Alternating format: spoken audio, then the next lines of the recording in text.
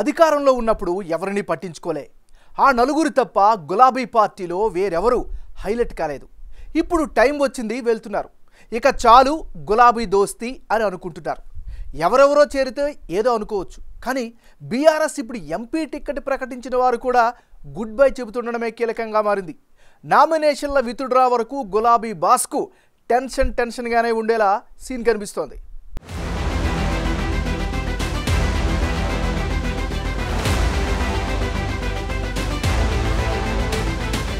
BRS లో విచిత్ర వాతావరణం కనిపిస్తుంది. పార్టీలో ఎవరు ఉంటారో, ఎవరు పోతారో ఎవరూ చెప్పలేని పరిస్థితి. అలా మారిపోయింది సీన్. ప్రతిరోజు ఎవరో ఒకరు తాజాలైనా మాజీలైనా కారు దిగేస్తున్నారు. అధికార పార్టీ వైపు వెళ్లడం కామనే అనుకోవడానికి లేదు.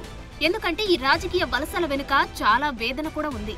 ఏదో అవుదామని, ఎంతో హైలైట్ అవుదామనుకుని చాలా మంది గులాబీ పార్టీలోకి వెళ్లారు. గత 10 ఏళ్లలో చాలా మంది కారెక్కారు. కానీ ఇప్పుడు వారందరికీ తత్వం బోధపడి ఇక సారు వద్దనుకుంటున్నారు.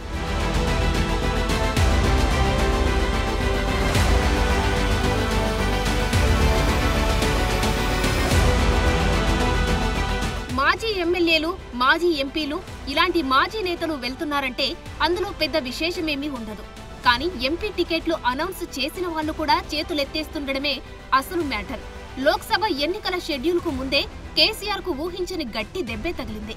పెద్దపల్లి, వరంగల్, చేవెళ్ల గులాబీ పార్టీ సిట్టింగ్ ఎంపీలైన వెంకటేష్ నేత, పసునూరి దయాకర్, రంజిత్ రెడ్డి కాంగ్రెస్ లో చేరిపోయారు.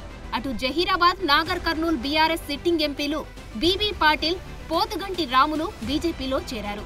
ఒక్కసారిగా 5గురు సిట్టింగ్లు చేజారిపోవడంతో ప్రత్యామ్నాయ అభ్యర్థుల్ని ఎంచుకోక తప్పలేదు. మొత్తం మీద అన్ని స్థానాలకు అభ్యర్థులను కేసీఆర్ అతి కష్టం మీద ప్రకటించారు. ఫోన్లు చేశారు, బుజ్జగించారు. పార్టీ వీడకుండా చాలా మంది ఆపారు. కడియం శ్రీహరి కుమార్తె కడియం కావ్యకు వరంగల్ ఎంపీ టికెట్ను కేసీఆర్ ఇటీవలే ఖరారు చేశారు. సీన్ కట్ చేస్తే తాజాగా కడియం కావ్య బీఆర్ఎస్ టికెట్ వద్దంటూ కేసీఆర్ కు లేఖ రాశారు. ఇందులో కొన్ని కారణాలు చెప్పుకొచ్చారు. ఇటీవల మీడియాలో వస్తున్న కథనాలు, అవినీతి బీఆర్ఎస్ నేతల భూ కబ్జాలు, phone tapping, liquor scam party ప్రతిష్టను దిగజార్చాయని, అలాగే వరంగల్ జిల్లా బీఆర్ఎస్ నేతల సహకారం లేదని ఎవరికి వారే అన్నట్లు వ్యవహరిస్తున్నారన్నారు. సీన్ కట్ చేస్తే ఇవే డౌట్లు మిగతా గులాబీ ఎంపీ అభ్యర్థులకు వస్తున్నాయంటున్నారు. ఏం చెప్పుకుని జనాల్లో ప్రచారానికి వెళ్లాలన్న సందేహాలు చుట్టుముడుతున్నాయట.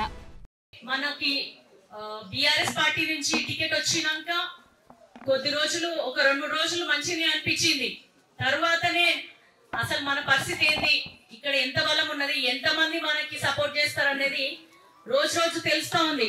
అరే ఒక వాకింగ్ గ్రౌండ్కి వెళ్దాం, పొద్దుగా వెళ్ళి వాకింగ్ వెళ్దాం, అక్కడ ఉన్న ఎమ్మెల్యే, అంతకుముందు ఎక్స్ఎమ్మెల్యే గాని రమ్మంటే రారు. పోనీ మీ ఇంటికి వచ్చి మేము మాకు టికెట్ వచ్చినాక మిమ్మల్ని కలుస్తామంటే మేము లేము, హైదరాబాద్ లో ఉన్నామంటారు. నిన్న తెలిసిపోయింది అసలు ఎవరు ఎట్లా మాట్లాడతారు, ఎవరు మన గురించి ఏమనుకుంటున్నారు అన్నది. ఎందుకంటే కోపంలోనే నిజాలు బయటకు వస్తాయట, అందరు గుర్తుపెట్టుకోండి. ఎందుకంటే మనం ఇంకా పార్టీ మారనే లేదు, మనల్ని ఘోరంగా మాట్లాడుతున్నారు. వాళ్ళు ఏమాత్రం పనులు చేయలేదు, అసలు భూ కబ్జాలు చేసింది వాళ్ళు, అన్ని వాళ్ళు చేసిండ్రు. మనకున్నదల్లా నీతి, నిజాయితీ, ఈ కొండంత ఆస్తి మాత్రమే. కాబట్టి నేను చెప్పే ప్రతి మాట గుర్తుపెట్టుకోండి. మీ బిడ్డగా నన్ను స్వీకరించి ఆశీర్వదించి గొప్ప మెజారిటీతో కడియం కావ్య ఎఫెక్ట్ తో ఇప్పుడు వరంగల్లో కొత్త అభ్యర్థిని వెతుక్కోవడం కేసీఆర్ కు తలకు మించిన భారంగా మారిందంటున్నారు. అటు బీఆర్ఎస్ అభ్యర్థులపై పార్టీ నాయకత్వానికి సరికొత్త సందేహాలు మొదలయ్యాయని చెబుతున్నారు.